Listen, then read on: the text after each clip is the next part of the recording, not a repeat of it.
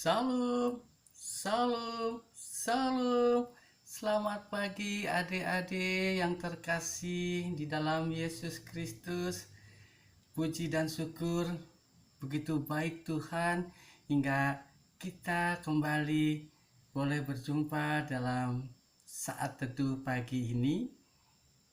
Begitu besar kasih karunia Tuhan hingga kita pun boleh bangun dari istirahat malam kita diberkati mukjizat hari baru dari Tuhan yang indah ini. Mari kita berdoa sebelum kita memulai saat teduh. Tuhan Yesus yang maha baik, terima kasih Tuhan atas anugerah Tuhan yang indah yang boleh kami terima di sepanjang kehidupan kami. Pagi hari ini Bapa, kami pun mengucap syukur dan terima kasih. Sebelum kami melanjutkan aktivitas kami, Tuhan belah berkenan memberkati kami. Sabda suci firman Tuhan sebagai bekal kami untuk kami boleh menjalani kehidupan kami yang seturut dengan kehendak dan rencana Tuhan. Berkati kami Bapa, sucikan dan kuduskan hati pikiran kami, hingga kami pun boleh menerima firman Tuhan, dan firman Tuhan boleh tersimpan di dalam hati kami, berakar, bertumbuh dan berbuah. Kami menyerahkan sepenuhnya ke dalam tangan kuasa Tuhan yang penuh kasih. Di dalam nama Tuhan kami Yesus Kristus kami berdoa. Amin.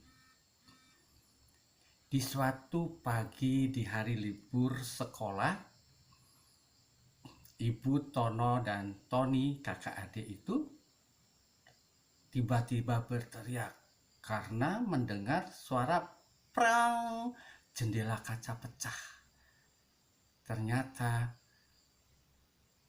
Tono memecahkan jendela kaca pada saat dia main bola basket dengan Tony dan temannya Iwan.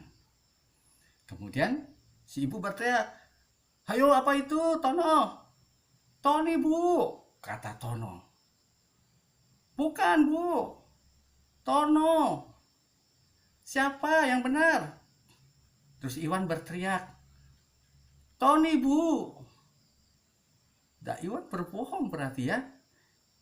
Yang melakukan adalah Tono. Iwan berkata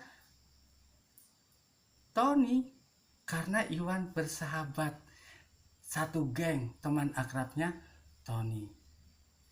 Nah itulah kita kadang membela kebenaran tapi tidak dengan jalan yang benar.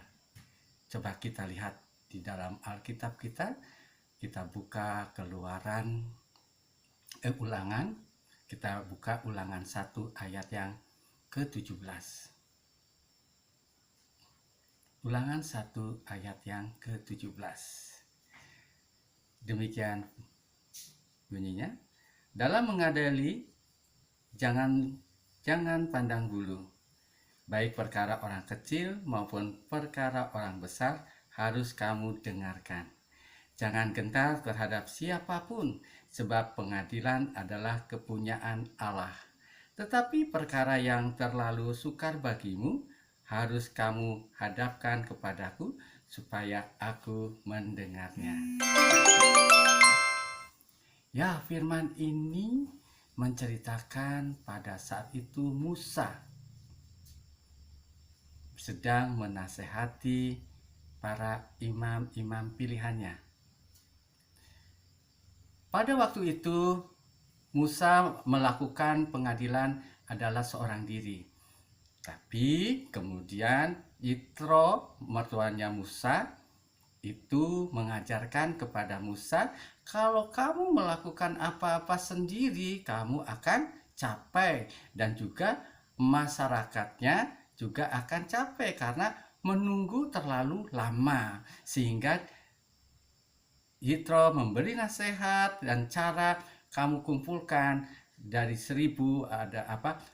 Kamu kumpulkan, kamu pilih satu orang untuk mengepalai 1000 orang, dan pilih lagi untuk satu orang untuk mengepalai lebih mengecil 100 orang, dan seterusnya sampai benar-benar menjadi satu orang untuk 10 orang. Dan kemudian perkara-perkara itu bisa diselesaikan oleh imam-imam yang dipilih tadi. Kemudian jika yang berat dihadapkanlah kepada Musa.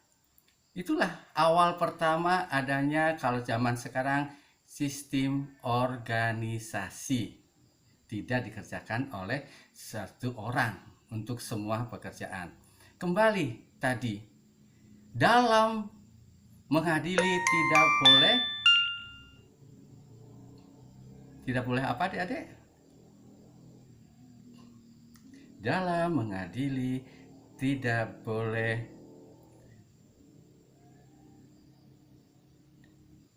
pandang bulu. Nah, apa yang dilakukan oleh Tono?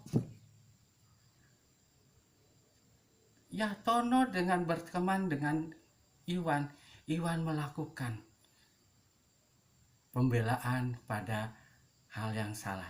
Karena Iwan bersahabat dengan Tono sehingga Iwan melakukan bohong kepada orang tua Tony.